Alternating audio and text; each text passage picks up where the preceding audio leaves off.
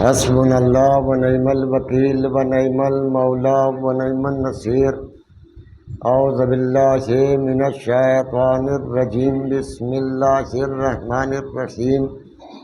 الحمد للہ رب العالمین، اللہم صل وسلم دعوت النبویہ وصولت الحیدریہ وعصمت الفاطمیہ وحلم الحسنیہ والشجاعت الحسینیہ والعبادت السجادیہ والعاصر الباقریہ والمعصر الجعفریہ وعلم الکاظمیہ والجود التقویہ والنقابت النقویہ وحیبت العسکریہ قائم بالحق حق بالحق ابی القاسم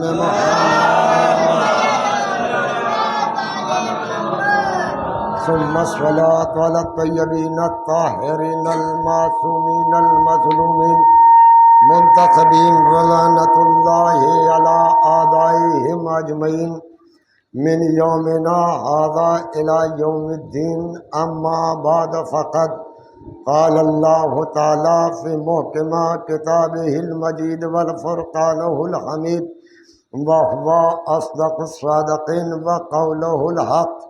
اعوذ باللہ من الشیطان الرجیم، بسم اللہ الرحمن الرحیم۔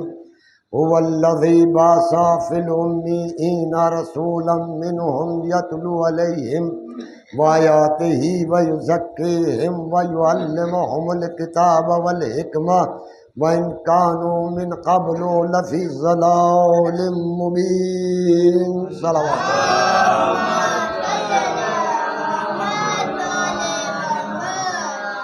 عزیزان محترم، برادران عزیز، بزرگان ملت، عزاداران سید الشہداء، غم غساران اہل بیت، آفاق و انفس کا پروردگار، اپنی محکم و مضبوط کتاب قرآن مجید، جس کا یہ دعویٰ کہ اگر میں پہاڑ پر نازل کر دیا جاتا تو پہاڑ ٹکڑے ٹکڑے ہو جاتا، پہاڑ ریزہ ریزہ ہو جاتا، اتنا وزنی قرآن جسے قلب پیغمبر نے برداشت کیا، اسی قرآن مجید میں سورہ جمعہ کی دوسری آیت، جس کو میں نے اپنا سرنامہ گفتگو قرار دیا کہ هو الذی بعث فی الامیین رسولا، میں نے تم میں سے ایک رسول بنا کر بھیجا، یتلو علیہم آیاتہ، وہ آیت کی تلاوت کرتا ہے، وَيُزَكِّيهِمْ، اور نفسوں کو پاک کرتا ہے، يُعَلِّمُهُمُ الْكِتَابَ، اور وہ کتاب کی حکمت کتاب کی تعلیم دیتا ہے اور حکمت کی تعلیم دیتا ہے۔ چار چیزیں، یعنی پروردگار عالم نے اس محمد کی طرف اشارہ کیا جسے نور بنا کے بھیجا، جس کے لیے خود پیغمبر نے ارشاد فرمایا کہ اول ما خلق اللہ نوری، اللہ نے سب سے پہلے میرے نور کو بنایا ہے۔ ایک دوسری جگہ کے اوپر ملا اول ما خلق اللہ القلم، کہ اللہ نے سب سے پہلے قلم کو بنایا ہے۔ ایک جگہ کے اوپر ارشاد ہوا اول ما خلق اللہ العقل، اللہ نے سب سے پہلے عقل بنائی۔ تب سوال یہ پیدا ہوتا ہے کہ پہلے بنا کون؟ پہلے نور بنا محمد عربی کا، یا اللہ نے پہلے قلم بنایا، یا پہلے عقل بنائی؟ بھائی سوال ہے، تین دعوے دار ہیں کہ سب سے پہلے میں، وہ کہہ رہا نہیں سب سے پہلے میں، تو محمد عربی نے فرمایا اول ما خلق اللہ النور، اللہ نے سب سے پہلے میرے نور کو بنایا۔ جب اللہ نے محمد کے نور کو بنایا تو اس کے برابر سے دو ٹکڑے کیے، پیغمبر نے ارشاد فرمایا انا وعلی من نور واحد، میں اور علی دونوں ایک نور کے دو ٹکڑے ہیں، جیسا یہ نور ہوگا ویسا ہی وہ نور ہوگا۔ یعنی پیغمبر کہنا چاہتے ہیں جسم دو ہیں جان ایک ہے، چلنے والے دو ہیں رفتار ایک ہے، دیکھنے میں الگ الگ ہے، لیکن اولنا محمد، اوسطنا محمد، آخرنا محمد، کلنا محمد۔ دیکھنے میں سارے کے سارے محمد ہیں، جب چلتے ہیں تو الگ الگ ہیں۔ کوئی علی جا رہا ہے، کوئی محمد ہے، کوئی حسن ہے، کوئی حسین ہے، کوئی قاسم ہے، کوئی صادق ہے، کوئی حسن ہے۔ اللہ اکبر۔ آپ دیکھیں کہ دیکھنے میں تو الگ الگ ہے، لیکن پیغمبر نے کیا کہا کہ ہم اور علی ایک نور کے دو ٹکڑے ہیں۔ تو دونوں کیسے ہیں؟ مثلا میں مجلس پڑھنے کے لیے آیا، سمرن بھائی نے بڑا سا سیب لا کے میرے سامنے رکھا، چاقو اٹھایا، بیچ سے کاٹا، آدھا میرے سامنے رکھ دیا۔ جب میں نے اس آدھے سیب کو کھا لیا تو فوراً ہی سمرن صاحب نے سوال کیا، مولانا صاحب سیب کیسا ہے؟ میں نے کہا ماشاءاللہ، کیا کہنا ہے، بہت اچھا ہے، بہت میٹھا ہے۔ تعریفیں کرتا رہا، سمرن صاحب سنتے رہے۔ جب میں تعریف کر کے خاموش ہوا، انہوں نے فوراً دوسرا ٹکڑا اٹھایا، میری طرف دیا، میں نے پھر اسے کھایا۔ اب میں انتظار کر رہا ہوں کہ مجھ سے پھر پوچھیں کہ سیب کیسا ہے۔ جب نہیں پوچھا، میں نے خود تڑپ کی آواز دی، سمرن صاحب اب کیوں نہیں پوچھا کہ سیب کیسا ہے؟ کہ مولانا صاحب پوچھ کے کیا کروں، پہلے آدھے کی خبر ہو گئی کہ سیب کیسا ہے۔ تو اب پتا چلا کہ محمد کا نور علی کا نور ایک ہے، دونوں کے الگ الگ دو ٹکڑے کر دیے گئے۔ ارے جیسا یہ نور ہے ویسا یہ نور ہے۔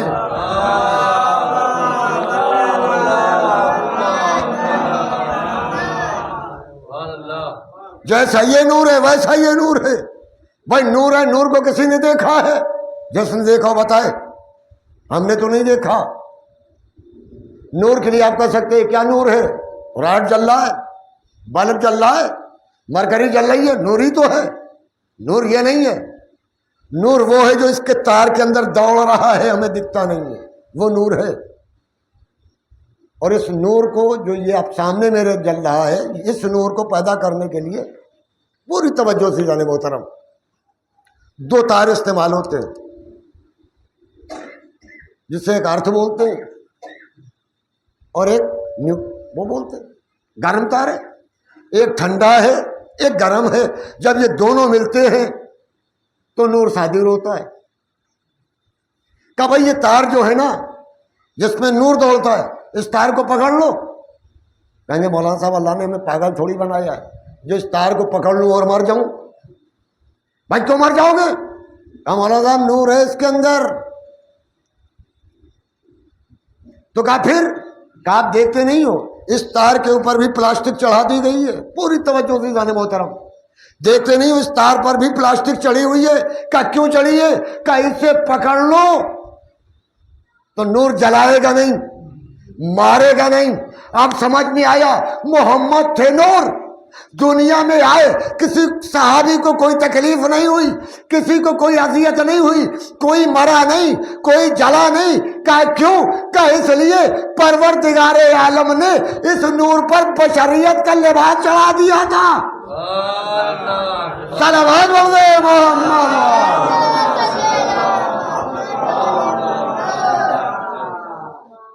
محمد کو ارتھ کا تار بنایا، ٹھنڈا۔ کیوں؟ کہ رحمت للعالمین ہے۔ علی تھا گرم تار۔ اس لیے آپ دیکھیں جب بھی جنگ میں ضرورت پڑی ہے تو کبھی ناد علی کہہ کے بلایا ہے، ناد علی پڑھ کے بلایا ہے۔ اور آپ یہ دیکھیں ترجمہ کرے، ناد علی ندا دو، آواز دو۔ ہمارے یہاں آواز دینے کے کئی طریقے ہیں۔ مثلا میں نے آہستہ سے آواز دے دی، سمرن صاحب سنیں، مجلس میں بیٹھا ہوا تھا، آواز نہیں دے سکتا، مولانا صاحب مجلس پڑھ رہے ہیں۔ میں نے دیکھا، جب نظر ملی تو میں نے اشارہ کیا، یہ بھی ندا دینا ہے، یہ بھی آواز دینا، بولانا ہے۔ میں نے اشارہ کیا۔ اللہ یہ نہیں کہہ رہا ہے کہ آہستہ سے پکار دو، کہہ رہا ندا دو، زور سے پکارو۔ کس کو بلاؤں؟ کہ مظہر العجائب کو۔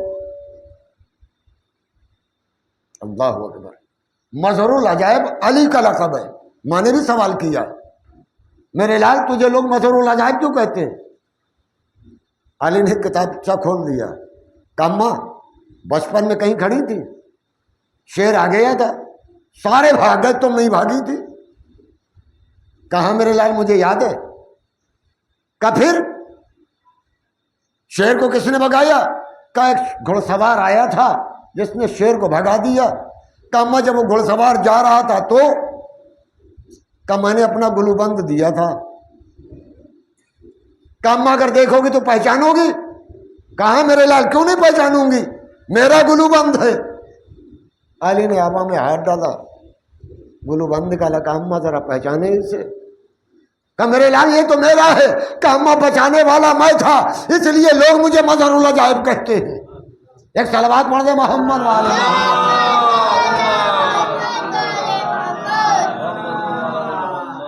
تو کسے آواز دے؟ نادے علی مظہر العجائب تجدہ امن لکا فی النوائب کل ہم و غم۔ کس علی کو آواز دے گا؟ جو مظہر العجائب ہے، اس کو آواز دو جو ہر غم اور رنج میں مدد کرنے والا ہے۔ اللہ کہلوا رہا ہے، حدیث قدسی ہے، پیغمبر پڑھ رہے ہیں۔ تو جہاں پر بھی ضرورت پڑی، خندق میں ضرورت تھی، پیغمبر نے یہی تو کہا تھا، من لے حاضل کلب، کون ہے جو اس کتے کے مقابلے پر جائے؟ سناٹا چھایا ہوا تھا خیمہ رسول میں، اور وہ سامنے سے للکار رہا ہے، بھیجو کسی کو۔ پیغمبر جسے کتا کہہ رہے تھے، صحابہ اس کی شجاعت کے قصیدے پڑھ رہے تھے۔ جانتے کون آیا ہے؟ عمرو ابن عبد ود آیا ہے۔ کہ دور جاہلیت میں، اپنا زمانہ یاد تھا، کہ دور جاہلیت میں ایک مرتبہ اس کے ساتھ ساتھ تھا قافلے میں، ڈاکوؤں نے حملہ کر دیا، اس نے اونٹ کے بچے کو اٹھایا، سپر بنایا اور اکیلے لڑکے بھگا دیا 1000 ڈاکوؤں کو۔ اتنا بڑا شجاع پیغمبر کیا کہہ رہے ہیں؟ جب ہے کوئی اس کتے کے مقابلے میں جائے؟ سناٹا چھایا ہوا ہے خیمہ رسول میں، قصیدے پڑھے جا رہے ہیں اس کے۔ جب قصیدے پیغمبر کی کانوں میں آواز آئی تو ایک مرتبہ آواز دی، علی کچھ سنا؟ تو علی نے مسکرا کے آواز دی، سمائی تو سمائی کا۔ کہ یا رسول اللہ بالکل ویسا ہی سنا ہے جیسے تم نے سنا ہے۔ اللہ علی دلیل دے رہے کہ ہم دونوں ایک نور کے ٹکڑے ہیں، جیسا تم سن رہے ہو ویسا ہی میں سن رہا ہوں۔ علی نے کہا یا رسول اللہ میں جاؤں گا؟ تو بیٹھ جاؤ۔ پھر سوال کیا کہ کوئی ہے جو اس کے مقابلے میں جائے؟ صرف ایک لفظ کہنا ہے، پوری جنگ نہیں سنانا۔ علی پھر اٹھ کے کھڑے ہو گئے، پہلے میں جاؤں گا۔ کب بیٹھ جاؤ علی۔ پھر دوبارہ پوچھا، میں کہوں گا یا رسول اللہ علی کو بھیجنا ہے۔ تو جب علی پہلی بار اٹھے تو بھیجا کیوں نہیں؟ کہ اگر پہلی ہی مرتبہ بھیج دیتا تو میرے صحابہ کہنے کے حقدار تھے کہ علی اٹھے تھے اور رسول نے بھیج دیا، ہمیں موقع ہی نہیں ملا۔ ہم تو موقع دے رہے ہیں، جاؤ میدان میں قتل کر دو یا قتل ہو جاؤ۔ کوئی نہیں گیا۔ جب علی چلے، حدیث سنیے میں بھی سنا دوں، جب علی چلنے لگے تو پیغمبر نے فرمایا کل ایمان کل کفر کے مقابلے میں جا رہا ہے۔ معاف کریے گا، میرے حبیب کی حدیث ہے۔ خیمے سے علی نکل رہے ہیں، پیغمبر کہتے کل ایمان جا رہا ہے کل کفر کے مقابلے پر۔ تو مسلمان ہمیں بتاؤ پیغمبر کے خیمے میں کیا بچا؟ سارا ایمان تو گیا۔ خود خیمہ رسول میں کیا تھا؟ سارا کفر نکل کے آ گیا۔ ابو سفیان کے پاس کیا بچا؟ اللہ اکبر۔ دیکھیں آپ پیغمبر کی حدیث نزاکت دیکھیں کہ کل ایمان جا رہا ہے کل کفر کے مقابلے پر۔ تو علی ہے کل ایمان، سارا ایمان سمٹ کے علی کے پاس ہے۔ جس کو بھی ایمان کی ضرورت ہے وہ علی کے دروازے پر آئے، علی نہیں جائے گا۔ کیوں؟ پیغمبر نے فرمایا یا علی تیری مثال مثل کعبہ ہے، تیری مثال کعبے جیسی ہے۔ کیا مطلب تھا کہ یا علی جس کو ہدایت لینا ہو وہ کعبے تک جائے، جس کو ہدایت پانی ہو وہ تمہارے دروازے تک آئے، تو نہ جانا کہیں، کیونکہ کعبہ ہدایت کے لیے بنایا گیا ہے۔ ہمارے پاس آج تک نہیں آیا ہے کہ مولانا صاحب نماز پڑھ لیا کرو، روزہ رکھ لیا کرو، حج کر لیا کرو، اور میں نے حج کا لفظ کہہ دیا، لاج رکھوں 2 جملے کہہ دوں۔ عزیزو، اللہ نے نماز کو واجب کیا سب کے لیے، چاہے وہ غریب ہو، فقیر ہو، امیر ہو، کوئی بھی ہو، نماز سب پڑھو۔ روزہ سب کے لیے، زکوٰۃ سب کے لیے، خمس سب کے لیے، جہاد سب کے لیے، لیکن حج کے لیے کیا کہا؟ نہیں، جس کے پاس ہو، مستطیع ہو، قرض دار نہ ہو، وہ حج کرنے کے لیے آئے۔ پروردگار جہاں کیوں بلا رہا ہے کہ مستطیع ہو، کہ یا امیروں کو بلا رہا ہوں؟ کہ کیوں بلا رہا ہے؟ کہ تجھے نہیں معلوم امیر کائنات کا گھر ہے، جہاں امیروں کا کام ہے، غریبوں کا نہیں۔ ایک صلوات پڑھو محمد والے محمد۔ یہاں امیروں کو اس لیے بلا رہا ہوں، غریبوں کو نہیں۔ امیر کا گھر ہے، کیا کہنا ہے؟ کعبہ بنانا اور ہے، کعبے میں پیدا ہونا اور ہے۔ معمار کعبہ ابراہیم صحیح، لیکن مولود کعبہ علی ہے۔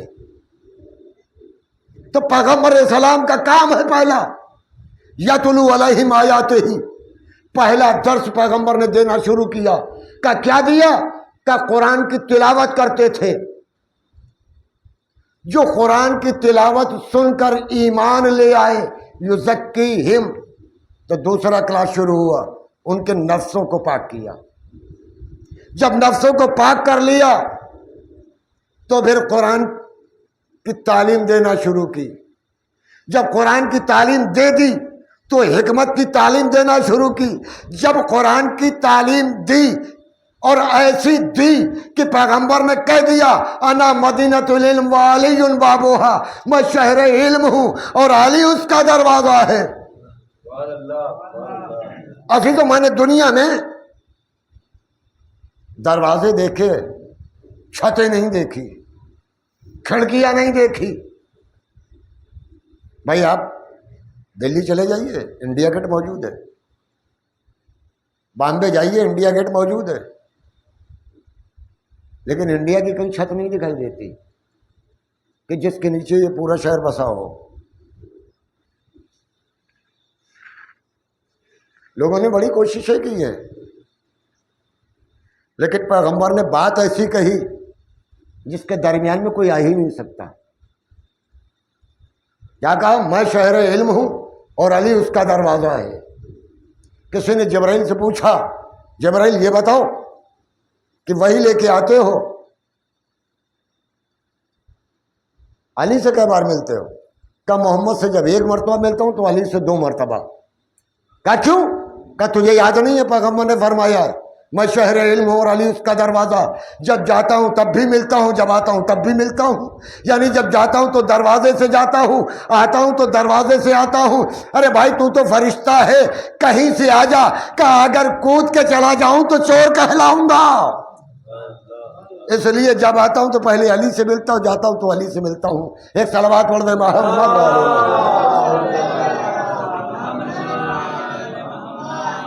تو مرسل اعظم ہے یہ۔ ایک صحابی نے محمد مصطفیٰ کے قریب آ کے کہا یا رسول اللہ آپ کی دعوت ہے میرے گھر پہ؟ کہا ٹھیک ہے۔ پیغمبر نے اعلان کر دیا کہ فلاں صحابی کے گھر میں سب کی دعوت ہے۔ صحابی پریشان، ہم نے ایک کی دعوت کی ہے، یہ سب سے کہہ رہے ہیں۔ نماز پڑھی، جب چلنے لگے جو بھی راستے میں ملا اس سے کہا چلو فلاں کے گھر میں دعوت ہے۔ اب جو صحابی نے دیکھا کہ محمد کے پیچھے سارے صحابہ ہیں، وہ گھبرایا، بیوی کے پاس گیا، کہنے غضب ہو گیا، کہنے کیا؟ کہنے ہم نے رسول اللہ کی دعوت کی تھی جو تجھے معلوم ہے؟ کہا ہاں۔ کہ رسول اپنے سارے صحابہ کو لے کے آ رہے۔ تو بیوی کہتی ہے کہ تو کیوں پریشان ہے؟ کہ کیوں اتنے آ رہے ہیں، کیسے کھلاؤں گا؟ کہ تو نے محمد کی دعوت کی ہے، ان کی ضیافت کا انتظام تو کر، محمد انہیں لے کے آ رہے تو محمد جانے، تجھ سے کیا لینا دینا ہے؟ دعوت ہے تیرے گھر پہ۔ ابن عباس فرماتے کہ جب ہم لوگ پہنچے، دسترخوان لگایا گیا، صحابی پریشان تھا، پیغمبر نے آواز دی، کیا بات ہے، کیوں پریشان ہے؟ کہ حضور میں نے آپ کی دعوت کی تھی، آپ سب کو لے کے آئے ہیں۔ چلے تو پریشان کیوں ہے؟ پتیلی لے کے آ، اس پر ایک کپڑا ڈال دے۔ پتیلی آئی پیغمبر کے پاس، پیغمبر نے اسے کھول کے دیکھا، بند کر دیا، کل لے جا، سن کپڑا مت ہٹانا، نکال کر کے دیتے رہنا۔ عبداللہ ابن عباس فرماتے ہیں کہ میں نے دیکھا 1000 سے اوپر صحابی تھے جو کھانا ایک کے لیے تیار کیا گیا تھا، رسول کی دعوت پر اس ایک آدمی کے کھانے میں 1000 سے اوپر صحابہ نے کھایا۔ 6 مہینے تک صحابی کھاتا رہا۔ ایک مرتبہ بیوی نے کہا دیکھوں تو اس میں کتنا ہے، اب جو پلٹ کے دیکھا تو صرف 1 چمچ شوربہ تھا۔ صحابی جب گیا تو کہا یا رسول اللہ سالن ختم ہو گیا۔ کہے کیسے؟ کہ ابھی تک کھا رہا تھا تب سے، جب سے آپ کی دعوت کی تھی۔ کہ پھر کیا ہوا؟ کہ بیوی نے کھول کے دیکھا، کہ اگر کھول کے نہ دیکھتا تو قیامت تک ختم نہ ہوتا۔ جو ہے محمد، ایک صلوات بولے محمد والے محمد۔ یہ محمد ہے، کون جانتا ہے؟ لوگوں نے اتنا کم کر دیا ہے محمد کو کہ جب علی کے فضائل ہوتے تو کہتے ہیں حد سے بڑھا دیتے، علی کو بڑھاتے نہیں ہیں، کیونکہ دونوں ایک نور کے 2 ٹکڑے ہیں۔ ابھی میں نے مثال دی، جیسا آدھا سیب تھا ویسا ہی آدھا وہ بھی ہے۔ جیسے علی کے فضائل ہیں ایسے ہی پیغمبر کے بھی فضائل ہیں، اور پیغمبر کے فضائل مکمل نہیں ہوتے جب تک علی تک نہ ہو۔ پیغمبر السلام نے ارشاد فرمایا کہ اولنا محمد، اوسطنا محمد، آخرنا محمد، کلنا محمد۔ ہمارا پہلا بھی محمد، ہمارا درمیانی بھی محمد، ہمارا آخری بھی محمد، ہم سب کے سب محمد ہیں۔ تو یا رسول اللہ آپ نے بتایا کہ ہم سب کے سب محمد ہیں، یعنی علی ہے وہ بھی محمد، حسن ہے وہ بھی محمد، حسین ہے وہ بھی محمد، زین العابدین ہے وہ بھی محمد، محمد باقر ہے وہ بھی محمد، جعفر صادق ہے وہ بھی محمد، موسیٰ کاظم ہے وہ بھی محمد، علی رضا ہے وہ بھی محمد، محمد تقی ہے وہ بھی محمد، علی نقی ہے وہ بھی محمد، حسن عسکری ہے وہ بھی محمد، جو پردے غیب میں ہے وہ بھی محمد۔ یا رسول اللہ اگر اجازت ہو تو میں اور آگے بڑھ جاؤں، اور یا رسول اللہ تم نے کہا ہم سب کے سب محمد ہیں، تو اس کا مطلب یہ ہے کہ تیرا عباس بھی محمد، تیرا اکبر بھی محمد، تیرا قاسم بھی محمد، تیرے اونو محمد بھی محمد، کیونکہ تم سب کے سب محمد ہو، جتنے بھی ہیں۔ ابو طالب بھی محمد،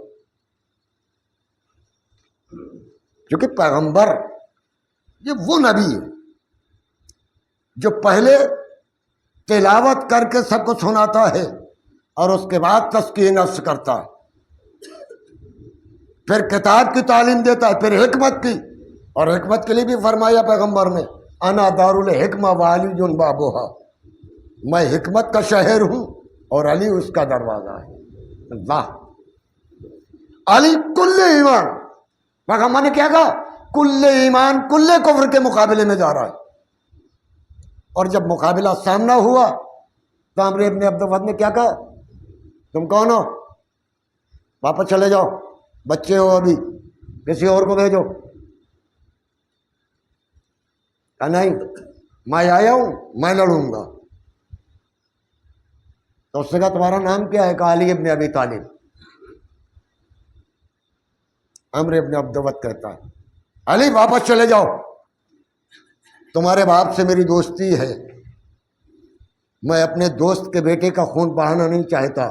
علی نے مسکرا کے آواز دی عمرو تیری میرے باپ سے دوستی ناممکن ہے، ہو ہی نہیں سکتی. کہا کیوں؟ کہا تو کافر ہے، وہ مومن ہے. اور دلیل کیا ہے؟ بچپنا نہیں، جوانی میں شیب ابی طالب میں ابو طالب محمد کو اٹھاتے ہیں کہ شان سے اٹھاتے کہ آنکھ تک نہیں کھلتی، بستر چین بدل دیا، بیٹے کو لا کے لٹال دیا. یہی وجہ تھی کہ ابو طالب نے اتنی عادت ڈال دی تھی شیب ابی طالب میں کہ شب ہجرت علی سوتا رہا، خبر تک نہ ہوئی.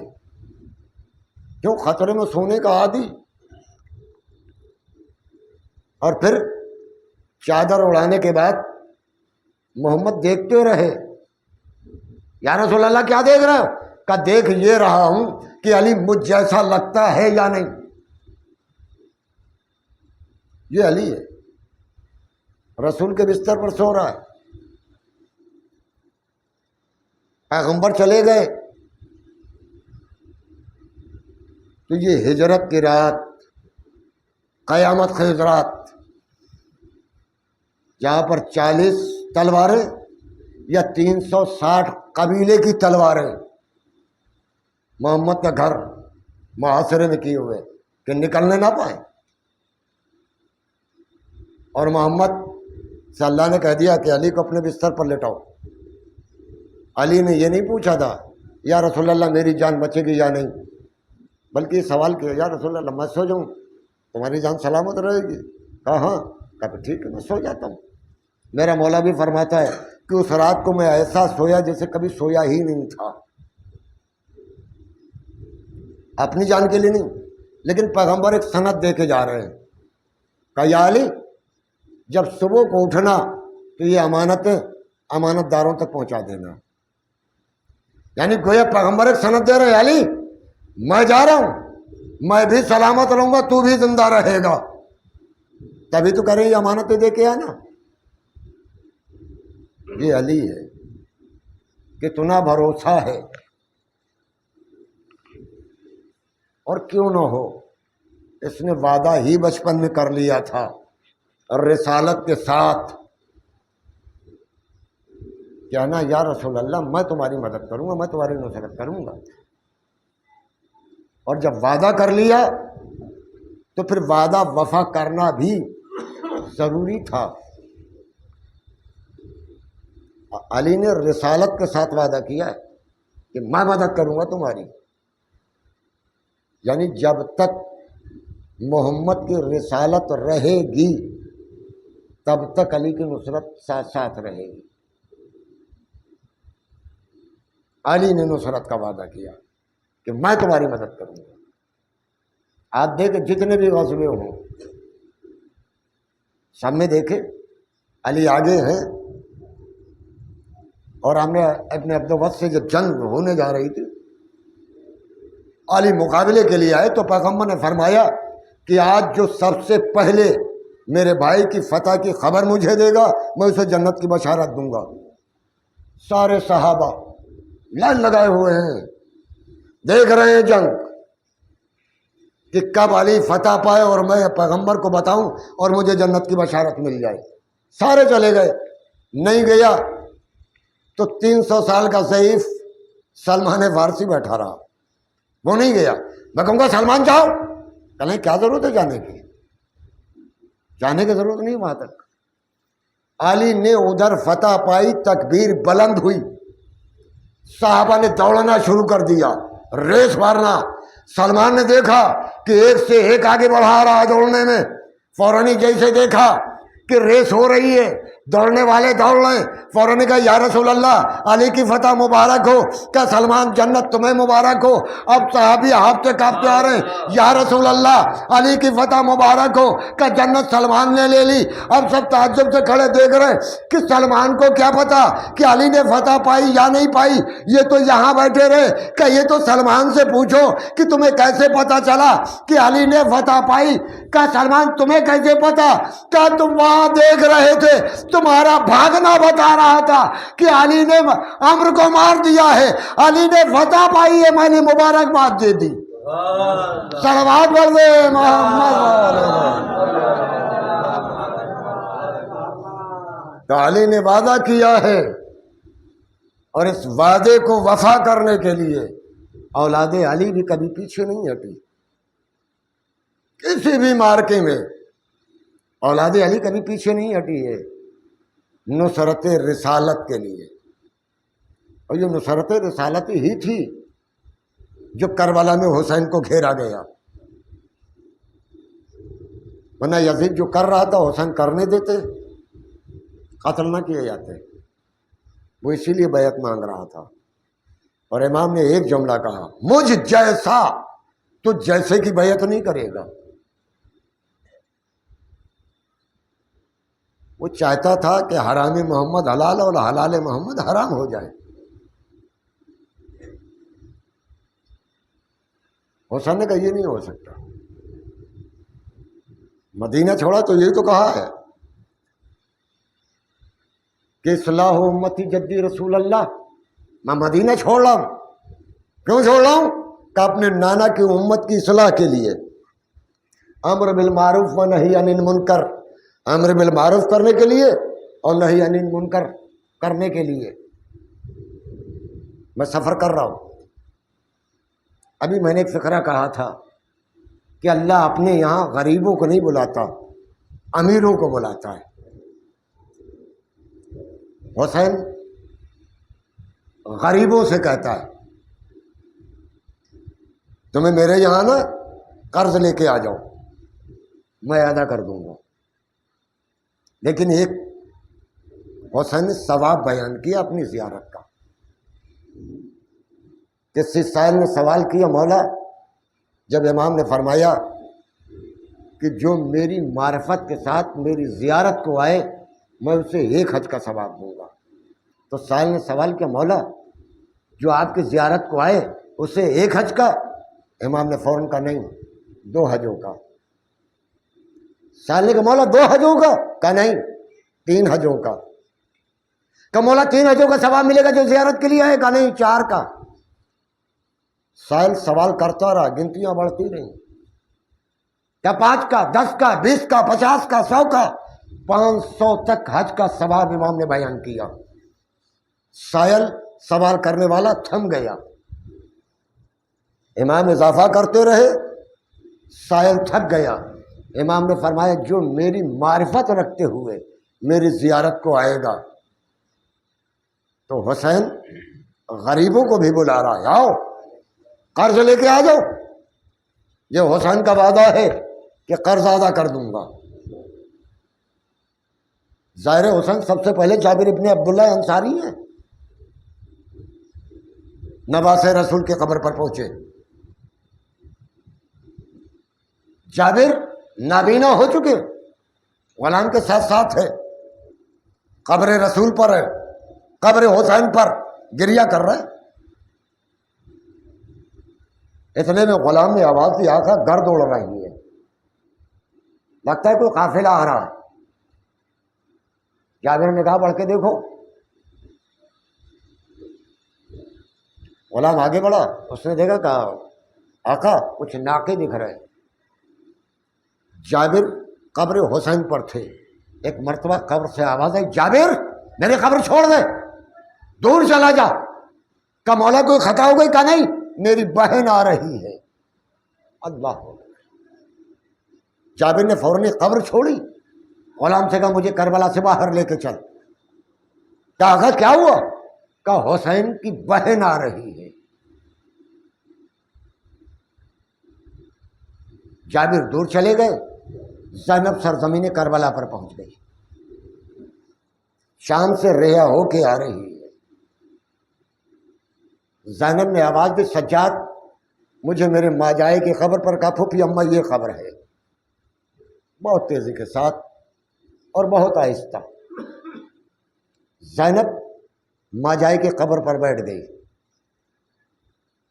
حالات سفر سنانے لگی۔ حسین تیرے بعد میرے ہاتھ پسے گردن باندھ دیے گئے، حسین تیرے بعد میں بے مخنو چادر کی ہو گئی، ظالموں نے چھین لیے ہیں۔ عزیز، جب حرملہ ابن کاہل گرفتار ہوا ہے اور مختار کے سامنے لایا گیا ہے تو ایک مرتبہ مختار نے کہا، حرملہ بیان کر تو نے کربلا میں کون سے ستم ڈھائے ہیں؟ کہتا ہے مختار تو سن کے برداشت نہیں کر سکتا، کہ نہیں تجھے بیان کرنا ہوگا، کہ اگر سننا چاہتے تو سنو۔ میں سرزمین کربلا پر 9 تیر لے کے آیا تھا، جس میں 3 تیر میرے کام آئے، 6 تیر زمین پر گرے۔ کہ کہاں کہاں کام کیا؟ کہ پہلا تیر میں نے مارا جب عباس مشکیزہ لے کے آ رہے تھے اور پورا لشکر روکنے سے قاصر تھا عباس کو، تو میں نے اس وقت تیر مارا جو مشک سکینہ چھید کر کے عباس کے جگر تک پہنچا۔ مختار کے دربار میں کوہرام مچا ہوا ہے۔ کہا اور کیا کیا؟ کہ دوسرا تیر اس وقت چلایا جب حسین پانی مانگ رہا تھا اصغر کے لیے،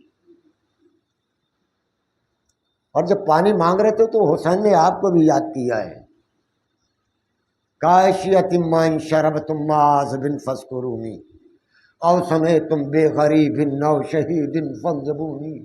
کاش اے میرے شیعو کربلا میں موجود ہوتے تو دیکھتے میں کس طریقے سے پانی مانگ رہا تھا اپنے بے شیر کے لیے۔